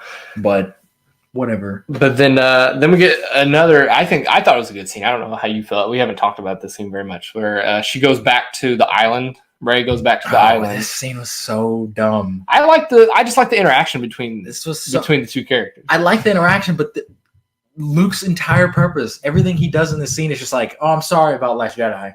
Like, just forget about it. Like, whatever. Every line on his mouth, like she was like, oh, I thought you said like fuck you, Mater. He was like, nah, ignore what I said. I was wrong. And then her throwing the lightsaber and him catching it was a total fuck you to the Last Jedi when he threw it over his shoulder. Yeah, it was a total. I'm like, guys, like. I might not like Last Jedi, but acknowledge it exists in the universe. I mean, they did a little. It happens. They went back to the island at least. They acknowledge it a little bit, but they also Anakin's lightsaber is just back for no reason. It's just reforged for some reason. Yeah, they never explain that. And there's just so many other things where I'm just like, they just don't acknowledge it. Kylo fixes his helmet for some reason. Instead of getting a new one, he fixes the old one. Yeah. Like this whole movie just felt like, hey, forget about that movie. But then it's also kind of acknowledging it. So it's like you can't do both things. And it just felt like a mess. And this scene, like it was cool seeing Ghost Luke, and they made like a huge deal, like the music plays and everything. It's like this big deal, even though we knew he was in the movie. Yeah, he had to be there somewhere. This was the last. Everyone was in this fucking movie. All the original trilogy players were in this movie. And then he tells Rey about Leia's lightsaber. Yes, which this was a good de-aging in this. This is great de-aging, except for Carrie Fisher. Hers was still. It was okay. Oh, what the hell? Why they can't get her right? Because they didn't get her right in Rogue One either. But there's just something about her face. It just looks fake. I don't know if that's just her face or whatever, but it looked fake. I was gonna say. So we see a flashback to Luke and Leia training, and they're fighting saber training, I guess. And they actually do. I didn't think they were actually gonna show their faces. No, I was like, you don't need to. We get it. But like they did the thing. I was like, Mark Hamill looked pretty good. The Mark Hamill one looked great. The Leia one didn't. It looked fine, but it was also in the dark, and yeah, it was used appropriately. So like it wasn't like a Rogue One where it's like bright and there's no say anything. But and then we find out Leia has a lightsaber that she kind of like dissed. She was just like she just got rid of it for some reason. Well, they say you would think a general of the Resistance would want to keep that around. Like, she said it was something like she saw a vision of what was going to happen to her son, so she was like, I'm not going to follow this religion to keep him out of it or something. I don't know. I don't remember what they said. Stupidest explanation. I don't remember exactly what they said, but they said something. You're a general in a rebellion. You have a weapon. You're using force powers clearly. So just have the weapon with you in case you need it. In case somebody attacks you and you need something. Which I feel like this should have been played more on in these last 3 episodes. All 3 of these episodes. Leia being Leia has had the shit end of the stick in this entire trilogy. Because Leia was cool in the original trilogy. She was badass. She was an awesome character. And in this, she's kind of just the old lady that she's kind of like standing around doing nothing. And that could have been an interesting arc for Leia to have, where she's like, she wanted to be a Jedi. She was training with Luke, but she turned it away because she didn't even want Ben to like get into that life and like be a Jedi or whatever. And then he went in, and then what happened, and that made her feel even worse about like even attempting to be a Jedi or whatever. That could have been something interesting. No. There's just one mention of it in this movie. And it's like, all right. And then she takes Kylo's Wayfinder because she took his ship. And she goes to Exegol to go take on the Emperor all by herself. And then we have the rest of the rebellion comes with her, I guess. I think so, yeah. That's what happens. But then they're like, okay, Lando and Chewie, you need to go get some more help while we're going to go fight this giant fleet that the Emperor's been building for 30 years. And then we finally get to see Rey and the Emperor meet. And this is where I'm going to talk about the lineage of Rey. She is officially a Palpatine. How'd you feel about that? I actually thought the reveal of it was really cool when Kylo's just like, "Oh, you're a Palpatine" or whatever, and the music fucking hits, and she's like, "Oh my god." And I knew that. I hate that I knew this before. I knew this before we saw. Spoiler for it? Yeah, this was the spoiler I said. That sucks because I think that actually was one of the moments in the movie that worked, where I was like, "Holy shit!" Because it isn't too like far fetched to where it's like, no, like fuck you. But at the same time, I feel like I feel like it was only in there for shock value because towards the end they kind of just like forget about it and ignore it anyway. Yeah. So I feel like it was kind of just like, okay, she didn't need to be related to him. Who is the Emperor fucking? That's what I want to know. I have no idea. Who did that guy? Grumpy old butt? When did he do it? I don't know. How old's Ray? Like 20 maybe? Yeah. So this would have had to have been like right before Return of the Jedi. Nah, because you got to think her parents are however old too, so you got to take that into account. So, well, that's okay. Yeah, that's true. She's not his daughter. Yeah, she's granddaughter. Okay, so then she's probably around the prequels is when maybe the prequels, when they gave birth to her parents, and then I don't know. Maybe he created life. Well, that's that whole thing he was talking about with Anakin. I was gonna say it's implied that he's Anakin's dad, kind of. That would have been so awesome if he did that with Rey. If he just like created Rey, and then it comes full circle where it's like he did achieve that. He finally got to that point where he's like, yes, he did it. Yeah, it's implied in episode 3. But no, he just in episode 3 that he made Anakin because Anakin didn't have a dad. He was just born from the Force. Yeah. And then Palpatine goes and he's like, you can create life if you know how to do it. So it's implied Palpatine is Anakin's dad, but not really. Like, but maybe not. He created him, but he's not his like true dad. He's just born from the Force. His dad. If he created him, this is his dad. But there's also the whatever where it's just like he was born from the Force because he's the chosen one. The Force made him. I guess. Which I thought they may have went that way with Rey. Like she doesn't actually have parents. A lot of people were thinking they were going to go that way. I didn't think so. I thought they were going to just make her Luke's daughter. I was really hoping it was going to be Obi-Wan though. Be Obi-Wan's granddaughter. Why not? Why? What connection would Obi-Wan and the Emperor have? Nothing. I just wanted her to be a Kenobi. I think they only did that because they thought that like they needed some kind of like big epic connection. But it's like she's a Jedi. You could just be he just wants to get rid of all the Jedis, and that's why he's going after it. Like they didn't need this big like family connection or anything. I just really wanted her to be a Kenobi. It makes too much sense. They both have the same accent. Oh my! They're both British. You're not born with a British accent, Devin. No, but like it would make sense. I guess.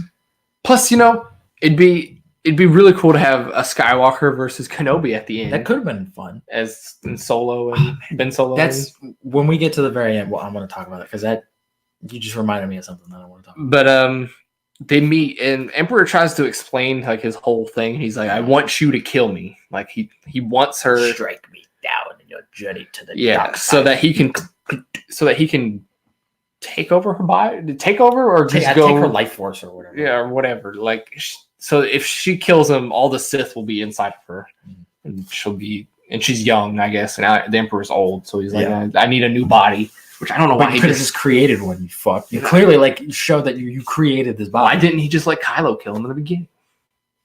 That's a good question. I don't know. Kylo wanted to kill him. Exactly. I don't know. That's a good question. Like I have no idea. Especially like when you tell Rey kill me, like it's just like, well, now she's not going to. Yeah, she's not gonna. Hey, kill me? No. Like you shouldn't Especially have said. If you explain your entire plan, like no, I'm not gonna. You shouldn't have said anything. Just be like, you should be like, let's fight, and then just let her kill you. Which when he showed up, I was like, how are they gonna fight? Because he can't move or anything. He's like old and stuff. He's got that power, and he don't have no lightsaber or nothing. He doesn't have a lightsaber. He's got that force, man. He's got the force lightning, which we did see. That was a big old force lightning he did, but that was pretty powerful. It was. He took down unlimited power. Ben Solo shows up and he's all reformed. Ben Solo, and he's just wearing like a fucking turtleneck. He's all reformed. He kind of looks like Luke in Return of the Jedi. I think that's why they did that because he's just wearing like a shirt. He's just got like a black shirt.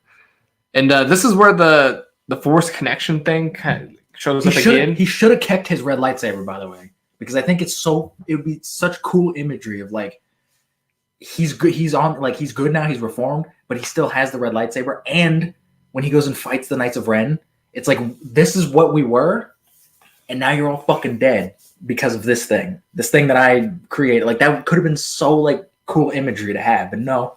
I was gonna say also in the river. The Knights of Ren do nothing. The Knights of Ren are pointless. They were set up in Force Awakens like briefly in one shot, and then they're just They're not in The Last Jedi at all. They're not in the Last Jedi. Well, Force Awakens. Last Jedi, yeah, they're not in at all.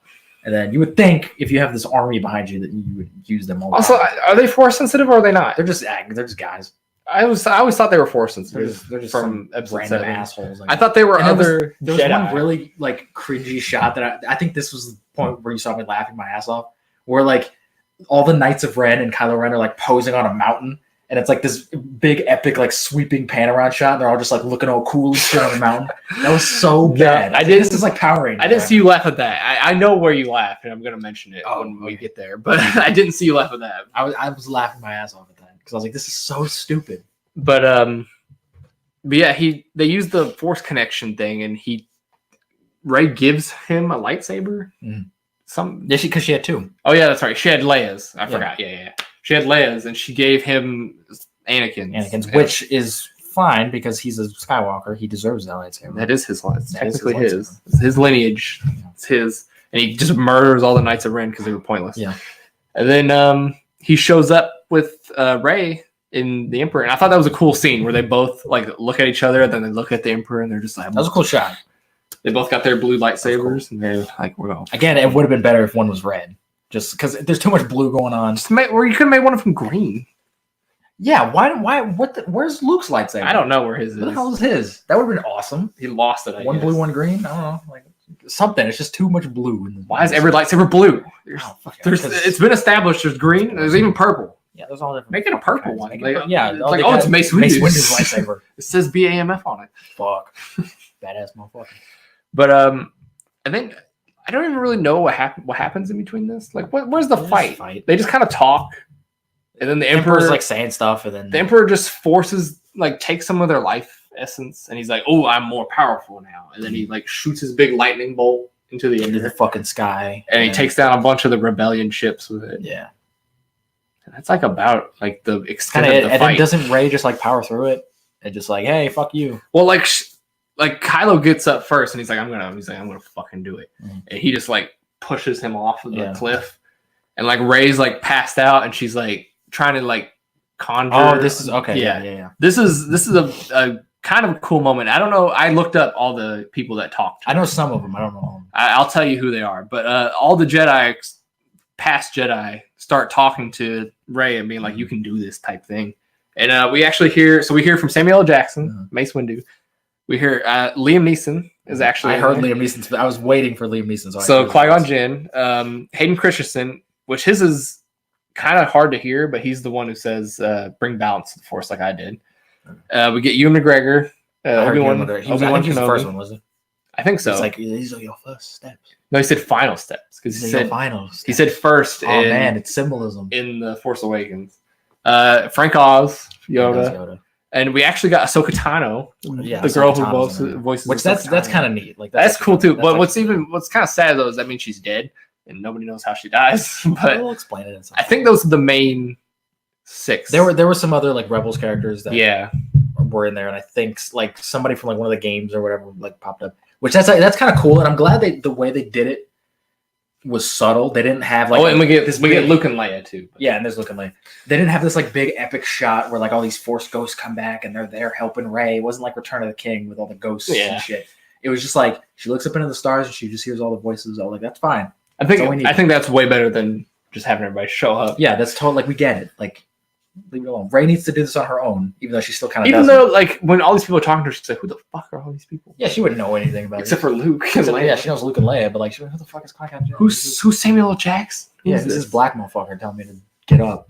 Plus, I always assumed that like Samuel Jackson didn't become a Force ghost. Like he didn't know how, because Qui-Gon learned how to do it, and he told Yoda, and Yoda told Obi-Wan. At some point, they figured it out. I guess I don't know. Maybe they just brought him back. They're like, "Oh, he died." They brought him back because he was in a Star Wars movie. Maybe he didn't die when he fell off that window, but he was like there dying. was that theory that like he's still alive. Like maybe he was dying because like he broke all of his limbs, and Yoda fucking died. Yoda's like telling him through the Force, like, "Hey, do this when you die, so that you'll become a Force ghost." He got lightninged out of a window and bleeding from his arm. Like he's dead.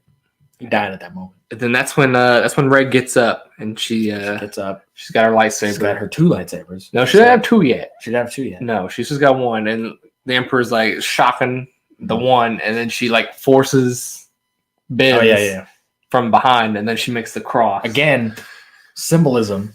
She makes a cross. If you have the red one and the blue one going against the Emperor, that could have been like, hey, all of this shit that has been happening, like it's done. It's over with. It could also symbolize the Emperor. The Emperor's so bad, even the Jedi and the Sith kind of are against him. Like they're done with him. Yeah, they're done with him. Like they could have been something, but no, it's just 2 lightsabers. Like both sides have given up on you, the Emperor. Your time is over. Time's up. You couldn't even convince Kylo Ren to stay on your side. Like he's probably one of the most impressionable people fucking imaginable. Yeah. You could have easily taken. And then she just kind of powers through it. Yeah, she just lightnings. He just keeps lightning the lightsabers for some stupid reason, and it just bounces back and kills him. And I hate that she had help, because she gets help from Luke by him giving her the lightsabers and stuff, and then she gets the speech from the fucking Force Ghost and stuff. But Luke in Return of the Jedi kind of he almost died in Return of the Jedi. He kind of lived just out of pure luck that Darth Vader was there. Yeah, he got his fucking ass handed to him throughout all of these movies, and Rey kind of is just everything was just kind of given to her, and everything she's got all this help in the world and all this stuff, and now she's the most powerful fucking character in all the fucking galaxy. Yeah, that was. I don't like how the Emperor died. He just kept. Why did he keep shocking? If it was bouncing back, he should have learned that lesson in face of Mace Windu. Yeah, from episode 3. Stop shocking him. Stop quit shocking. But no, that's what ultimately he kills himself. Basically, he kills himself. He'll be back. Yeah, it doesn't matter. He'll show up anyway. It doesn't matter. And then and that's it. He's dead. He's dead. And they blow up all the ships. Yeah. Because Lando and Chewie come back. And that was a cool moment. I like that moment. Lando and Chewie. Can we get a fucking Lando and Chewie team up movie, please? Of all of these movies that you're fucking making. When we saw all those ships from people that were coming to help, and they played a fun moment. And it played the Star Wars music. I was like, yeah, this feels Billy Dee nice. was like, yeah, fuck it, let's go. This feels awesome. Man, this is fun. And then we just get into more bullshit. They blow up the fleet, and then that's the end of the battle. Mm-hmm. And they try to do a montage thing like they did in episode 6, but it's only 3 places. They did Cloud City. Yeah, they did Cloud City. Endor, because we saw Ewoks. Saw a couple Ewoks. Oh, yeah, I thought Ewoks. Probably Wicked. And no, they showed one. Oh, they showed Jakku. They showed Jakku. Those are the 3 places. That planet that's so well loved and iconic. No prequel. No places. They didn't show Naboo or anything like that. Naboo, no Coruscant or anything. But and then they go back to the base, and this is where you started cracking up. When Leia dies, and Maz goes up to Chewie, and was like, "Leia left this for you." It was a medal. I know. I heard you start laughing. I was laughing because everyone always bitches. They're like, "Oh, how come Chewie didn't get a medal at the end?" No, because fuck you. That's why he didn't need one. Stop. This whole thing is just fan service. And what does that even mean in that moment? I don't know. He gets a medal. Why? Now you've done. Now you're a soldier. Fuck. I've been 40 years ago. He took down the Empire twice. Now it feels like the whole Rogue One thing, where it's a small little thing in the original trilogy that happened that maybe sure, maybe he deserved it, whatever. But it's a small thing. We never needed it to go anywhere or be explained. Fuck you. Just leave it alone. Just leave it alone. And I thought that was just so funny that they were just fuck this movie. Let's just throw in whatever. And the end, I was cracking up because I thought the end was just going to be shot for shot the exact same as Return of the Jedi, because it started off being that. Yeah. It started off just being you thought we were going to say Yub Dub song. The Yub Yub.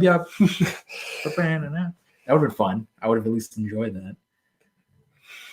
But then that's the only thing that happens, and then we're at the end now. We're at the end. We go back to Tatooine where it all started. Which doesn't make any sense, but no, I don't know why she goes. Rey goes to Tatooine, and she goes to Luke's house. Would have been a very emotional and impactful ending if it was Ben that went back. Yeah, because he's a fucking Skywalker, and it's this is where he's a Skywalker. Plus, that's where roots are. That's where Luke met the actual Ben, where he got his name from. Yeah, so all different symbolism. Talking about symbolism, all different kinds of symbolism. All right, but no, now it's this fucking girl. We forgot to say Ben dies because Ben dies. He brings Rey dies. Rey dies. He uses his powers to bring Rey back. He uses the light, fades into dust. Yeah, he dies. Which he should just let Rey die. He should have. He's like, okay, I'm gonna live. She dies. He should have. I don't know. Why did he? Rey's ultimate sacrifice was so like, hey, this is your time. Like, go redeem yourself. Because like, he loves her. They don't know each other. They kiss. They kiss. Oh my god! Which I was kind of surprised by that. That was out of nowhere. That felt like the Finn and Rose kiss, where it just was like, stop. I didn't really expect it, but yeah. And then she goes to the tattooing, and she buries Luke and Leia's lightsabers, and that's it. I don't know what that symbolizes, but it's just they're over with. Do you think it's time for the new Jedi? Do you think like we'll get a spin-off movie where somebody finds those lightsabers? Probably at some point. There'll be some book or some comic or whatever, or a TV show or something. Some fucking bullshit. And then we see she has made a new lightsaber. I think it's orange. It looked kind of weird. Orange or yellow. Yeah. It's like it looks like it's made from her staff. Part of her staff. I think she like probably broke it off and made it out of it. But yeah, she makes her own. Which she should have had that in the final fight, by the way. Yeah. Because she's using like instead of taking Leia's lightsaber, she should have made her own. Like if she's not a Skywalker, there's no emotional connection to her having Leia or Anakin's lightsaber. She should have had her own and be like, it's my time to like prove myself and be my own person. No. It's at the very end of the fucking movie. Yeah. And some old hag, some old lady is there. Who I thought that was gonna be a character from one of the movies because she's like, oh, no one's been here forever. I was like, is that somebody from something? But no, it's just some old lady. Yeah, it's just some lady. She's like, who are you? And she's like, who are you? I'm Rey. She looks over and she sees Luke Ghost and Leia Ghost, and she goes, I'm Rey. And she's like, Rey what? Rey Skywalker. And then the fucking credits roll. And that was the biggest, like, I wanted to just the whole curl up into a movie is cringe. Don't be afraid of who you are. That's what Star Wars is about. The original trilogy. Imagine if Luke at the end of Return of the Jedi was like, you know what? My dad was an evil asshole. I don't want to be known as an evil asshole. I'm going to change my name to like Luke Solo. That completely goes against everything because Luke's whole thing I'm was a Kenobi. Like, I'm a Skywalker. I know there's good in my father. We're not all bad. Like, and I'm going to prove to everyone that like I can rise above and be more than what my father was. And he accepted who he was by the end of Return of the Jedi. He didn't turn away from it. And that should have been Rey's ultimate arc in this movie was that like, hey, I come from bad roots. I come from like my grandfather was this big evil asshole. I'm not that. And I'm going to show the world that like I can rise above that and be more than that. But no. Would you have liked it more if she said she was a Palpatine? Yeah. That would at least have been her owning who she was. Because for one, her arc throughout the three movies was kind of finding who she was. And she found that in this.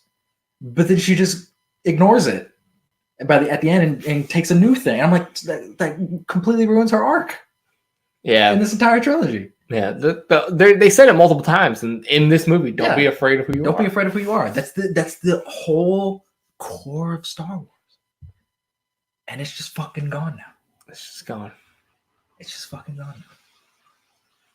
And that's it. That was it. That was the Rise of Skywalker. How'd you feel overall though? I feel like I've seen a lot of reviews of people like loving it, and they're saying it's like, you know, if you turn your brain off and enjoy it, it's fine. You shouldn't have to turn your brain off. I'm sure if you did that, I'm sure if I just watched this, if I was bored one day and I just watched it and didn't think about what was going on, I'm sure I would enjoy it because there is a lot of fun. The lightsaber fights are a lot of fun. Seeing Lando and Chewie fucking in ships like kicking ass and everything. That's fun. But I think it's so sad that like we've seen what Star Wars can be. So the original trilogy, I don't mean to sound like a film snob or anything, or like, you know, a pretentious film asshole or whatever. But the original trilogy is like near perfect. It's like everything you want in a movie is in the original trilogy. And the original trilogy is about characters. We don't like those movies because of the action, because there's very little action in them. We like it because of the characters. And the action is driven by the characters and their emotions and their motives and stuff. These new movies kind of just seem like, oh, it's just like have a bunch of action. And it kind of feels like the filmmakers know that the characters aren't that interesting, so they have to compensate by having action and all these big set pieces and stuff. And that's sad. That's not good. You should have compelling characters and compelling action at the same time. Like when I saw Rey try to rip that ship out of the sky with the Force, I'm like, we've never seen this in a movie. We've seen it in video games. Yeah. But like we've never seen somebody actually rip a ship out of the sky. And I was like, if she does this that makes her the most powerful Force sensitive person. She's so overpowered that we've ever seen in this. And that's another thing that like that's why I don't like Rey at all. For one, she doesn't have a character at all. There's nothing about her that's like relatable. I don't know anything about her. Her whole arc in Force Awakens was just like, oh, I'm an orphan and I'm just waiting for my family. I'm like, all right, I can't relate to that. I'm not an orphan. Why is she doing anything she's doing? She's just kind of fighting with the resistance because the script says she has to. Like, there's no like Luke was kind of forced into it in a way. Like, one of the best shots, in my opinion, in any movie ever. One of my favorite shots. I have it on my phone. It's my wallpaper on my phone currently. Is the shot in A New Hope. I'll put it up on the screen so they can see it. Where Luke comes out of his little igloo house and he looks out at the twin suns and the fucking John music blares up. No dialogue, nothing was said, but you totally understand everything about Luke in that moment where he's this little farm boy. He's kind of all alone on this farm with his, uncle and aunt, but he wants more. He wants more out of life. He's yearning for adventure. He wants to do something. And then opportunity arises when the Empire comes and they fucking kill his family and he's kind of thrusted into it. Rey's just kind of like just here. She's just kind of like doing shit. And then she becomes like the most powerful force user of all time. And she's just like given all this stuff. She's given the lightsaber that doesn't belong to her, by the way. And she's just given all these force powers and everyone likes her and she's this like hero. And I'm like, this isn't a hero. Luke got his ass kicked multiple times through the entire trilogy. Luke doesn't become a proper Jedi until the very end of Return of the Jedi.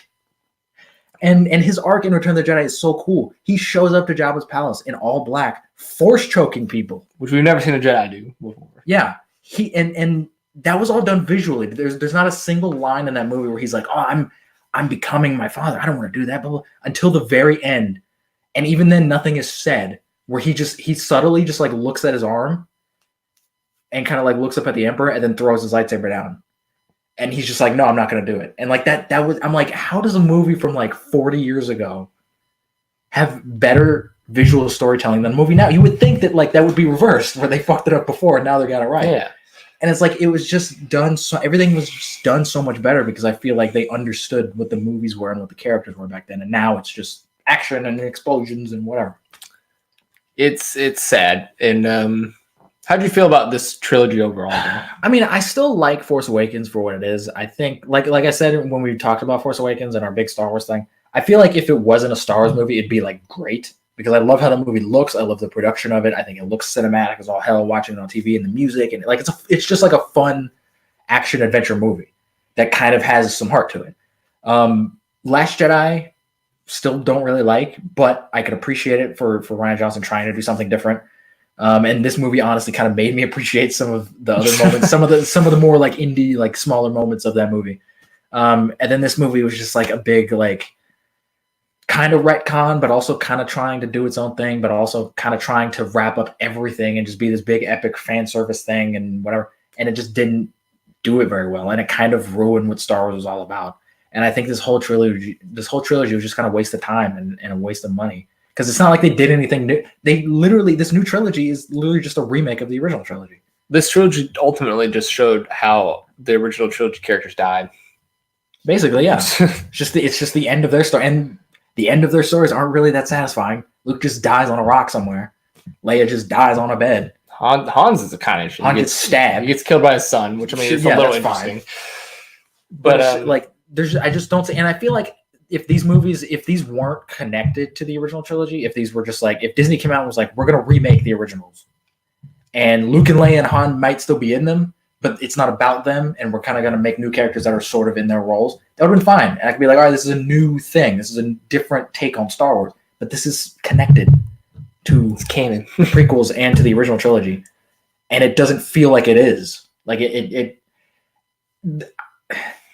is going to be controversial, I'll say, but I feel like the prequels were more cohesive than this trilogy. I wouldn't go that far. Not good.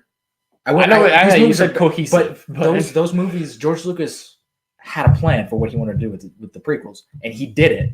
Whether or not like whether it's interesting or not, he did it, and there's a vision there, and all of those movies feel at least connected to each other.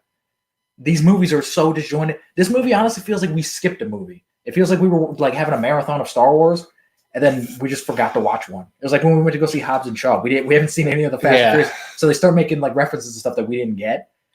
It kind of felt like that, but there isn't another movie. I was gonna say, do you think this was because J.J. Abrams only had a certain amount of time in this movie, and he's like, I wanted to do other things? Yeah, probably.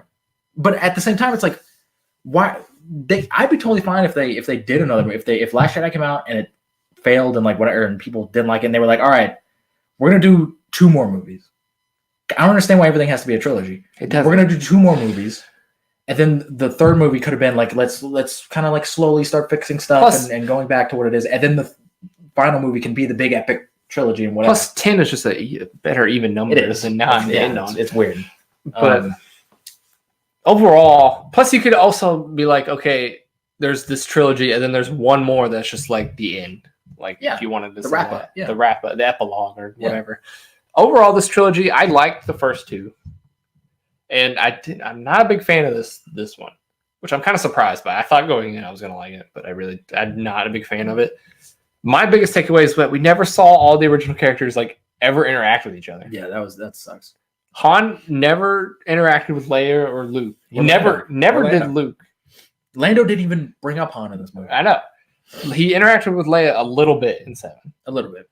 Leia never really interacts with Luke. She doesn't Last Jedi for one scene. Where it's not even him though; it's a force. It's a force projection. Yeah. And then Luke never interacts with Han, and Lando doesn't interact with anybody. Yeah, because they're all dead. And then you'd think like Kylo would have some sort of emotional attachment to Chewie, a little bit. You would think, but like when he dies, Kylo's just like whatever. Yeah, Kylo's just like whatever. Or when he fake dies, whatever. Fuck it. And like we get a kind of an emotional moment from Chewie when he figures out Leia dies, but it's like how come he didn't? That was a good moment, but like it. But how come like we don't get anything else from anybody else? Like we don't see anybody's reactions to them dying, and that's like I'm like okay, if you don't make them interact, at least see the emotional impact of it on the characters. Yeah. But like in The Last Jedi, when Luke asks about Han, we just cut away. We don't know how we react. We don't see his reaction. We don't see him like crying. That's like one of his best friends, and he's dead. Yeah. And you think that would have some emotional weight on him, like this is kind of my fault. Like Kylo turned the dark side, and I left. And I like how this movie just kind of like brushes that aside. It's like, forget about that movie, whatever. And it's just like you set up these things that you could have an emotional moments with, and you just either you cut away or you just don't have the balls to do it. Yeah. And I don't know. So as someone who likes 7 and 8, but doesn't really, do you not like this movie? Not as much as those two. Do you think this was a satisfying trilogy at least, or do you think I honestly, because I didn't like as a whole, do you think this was like I said, I didn't feel. I agree with you in that I didn't feel like this movie ended very well, episode 9. So I don't feel like it's over. Like I feel like there's more to do, but like there's not. If that makes sense. Yeah. Like it doesn't feel like it ended. It feels like Endgame a little bit for me. Where it's just like it didn't really feel like it just felt like another. If you wanted to and you were like, okay, after Endgame, I'm just done. You could end on Endgame. You could. Yeah. But like this, I feel like if you were like, okay, after this, I'm not doing any more Star Wars movies, just like, but I feel like there's more to this story. Like it even sets up like Rey is becoming her. She's her own thing now. She's gonna go. It's just like it's setting up for more stuff, and it's just like, but it's it. It's over. So I don't know. I don't feel like I was satisfied with the ending. I guess I'm satisfied with the trilogy overall, just because I like the first two, but the end just isn't one. If that makes if I was counting this as one big movie, I would like the beginning and the middle, but the end just didn't hold up as much. That's how I would take it. I mean, that's fair. I think that like I've been burned by Star Wars. Like I don't like the direction that they've been taking. That they've been. I was gonna say Solo probably ruined a lot of people's faith in Star Wars for sure. If Last Jedi didn't, Solo probably did. Yeah. Because I don't know anybody who goes out and is like, I really like Solo. There's a couple people. There's people out there that say Solo is like the best one. I'm sure. But a lot of people go in and like Solo is not a good movie. Yeah. But it's just like it's not even the fact that like I'm not expecting the original trilogy. We're never gonna get Star Wars movies on that level ever again. I just want good movies. I just want like good cohesive narratives with interesting characters that I can somewhat relate to and I can get behind or whatever. And I feel like these movies, like I feel like the way we grew up watching the original trilogy and even the prequels to an extent, because we grew up with the prequels as well. And we were like in awe of Star Wars, and we were like inspired. Like Star Wars inspired me to like want to make movies and stuff. I can't see a kid watching these new movies and being like, I want to make movies. I want to like do this. I just can't, because they're kind of soulless and they're kind of like, there's not really like a point to them, and they're just kind of there. Like, and there's no like big epic, like every time I watch A New Hope and I see that shot of Luke, I fucking cry my eyes out and I get chills. And I just, because it's not like a sad moment, but it's just like a beautiful representation. It's a beautiful little bit of visual storytelling. And there's nothing in this new trilogy that's anything like that. And I think that's very like telling of just like Disney just doesn't care. I honestly think Star Wars is so good it kills itself.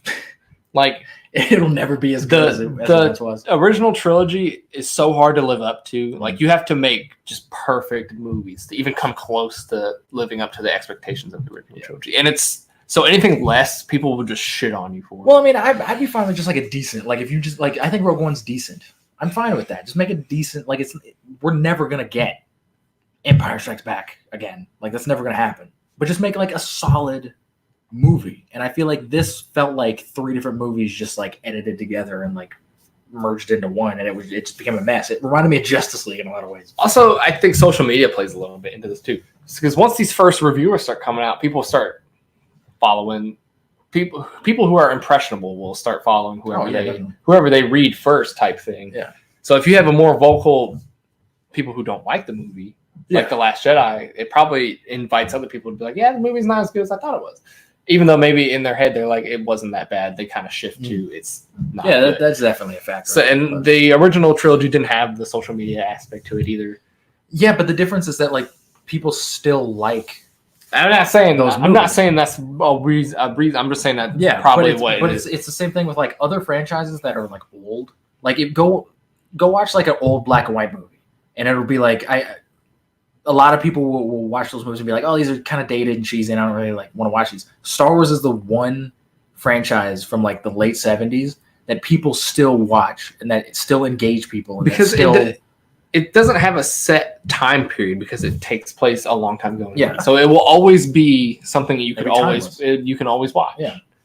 But it's still like these movies don't have anything like that though. Like they don't have like the charm to keep them going. Like I think like 30 years from now we'll still just be talking about the original trilogy, and then like these movies will just kind of like be that weird era where Disney was making weird Star Wars movies, and we'd still be like praising the original trilogy. And it's like why 30 years from now are we going to be talking about these like decade old movies, but we're not going to talk about the new movies? Like that's telling. Like that means something. So before we wrap up here, where do you think the future goes? Where do you go from here? I don't know. I think take a break from Star Wars. Like Disney. Disney needs to just like, and I think they said they were. I think they said they were going to take like a couple years off. But I think everything Star Wars, like no games, no TV shows, no movies, no cartoons. I mean, they won't, but I think they should. Because I think how long of a break do you think it should take? I think like a 4 to 5 year break. Because I think, and this is the problem that Marvel's kind of getting into, where it's like they're putting out so many movies a year that I don't have an opportunity to like want more, because I know I'm going to get more like relatively soon. And I think you need people to want more Star Wars. That was the hype of 7. It's like we haven't had Star Wars in like 10 years. 10 years. And I feel like that's important with Star Wars because it is a big cultural thing. Like my brother loves Star Wars. He's not a big movie guy or anything, but he loves Star Wars and he treats these movies. He doesn't go to the movie theater, but he will for these movies because he loves Star Wars. And I remember 4 years ago was when 7 came out, right? 2015. Yeah, 4 years ago. I remember going to the theater and seeing the Star Wars logo pop up and that music playing. That was the first deal. For me, that was the first time I've seen Star Wars in the theater. So that it got me emotional a little bit when I saw that. When I went and saw 9, I was like, it's whatever. Yeah. I've seen it before. Like the music played and I was just like, all right, like we've seen this already. Like even episode 8, I was excited when I saw the Star Wars logo pop up and I was like, yes, Star Wars. But yeah, now I'm just like, it's whatever. Yeah. I think they need people to want, like, I want more Star Wars now. Give me another Star. But if there's just, Mandalorian, Obi-Wan, cartoons, video games, there's not a chance for us to be like, oh, I want more because we have so much already. I think we just need to like take a break with Star Wars, a couple years, maybe longer than that, and then come back and just have this like big epic like movie that's just like, this is a fucking Star Wars movie. And I think that might reinvigorate the love for Star Wars. I don't know. I think you could do some games in between if you wanted. I think just like put the whole franchise on hold. Like make people be like, man, we haven't had anything Star Wars in like 5 years. I don't know. I want a Star Wars thing. We'll see. I don't know the box office numbers for this, but if it's making money, they won't stop. I think it's doing well. I don't think it's like doing crazy well. Like it's not like breaking any records or anything. I'm sure it'll make $1 billion at least. I think it'll do at least $1 billion. Star Wars will always make money regardless. Yeah, but that shouldn't be like that's all these companies care about is making money. I know. Especially if I'm sure they're going to sell a bunch of toys off of this. Fuck yeah. So those flying stormtroopers are going to They got new droids in this. I'm sure they'll make a shit ton of money and be like, all right, let's do another spinoff movie. Probably, yeah. I think that it's true they'll probably take a break from the episode movies, but I think we'll get spinoff movies and spinoff shows. And so far, everything they've announced, I don't care about except for the Obi-Wan show. That's the only one I care about. Everything else is like, I don't care about a Darth Maul movie or show. I don't care about the one dude from Rogue One show. I don't care about any of that crap. And I feel like that's how a lot of people feel. They just don't like care. Like Star Wars just isn't, because it's not special anymore, because there's just so much of it that it's just like it's everywhere. And there's it used to just be like this little small little thing that like nerds liked, and it was like the prequels and then the original trilogy, and some people liked the prequels and some people didn't, and then everyone liked the original movies. Now it's this big like epic thing, and there's TV shows and there's fucking something coming out every month. Every month there's just like a new Star Wars thing, and it's just like people are just tired of it, and we just want like a break. Oversaturation happens with everything. But yeah, that was our Star Wars podcast. That was our Star Wars cast with a little bit of Witcher in there. With some Witcher at the beginning. That's been the Real Duo podcast. I gotta eat this donut, and that's it. That's the end of the episode. Don't watch Star Wars Episode 9. I say go watch it. Get your own. Don't opinion. watch it. Go get your own opinion. If you like the movie, fine. But you're wrong. I say don't take our word to make you go want to watch it or not want to watch it. If you like If you like these movies, it's fine. I really hope this movie doesn't spawn another Last Jedi like debacle where everyone just bitches at each other, because that stuff, that's so annoying. I hate that. Go like whatever the hell you want to like. Have your own opinion. If you hate it, fine. Don't force your opinion down other people's throats, though. No, unless you're wrong. Unless you're wrong. Don't take Wade's word on that. Like what you want to like.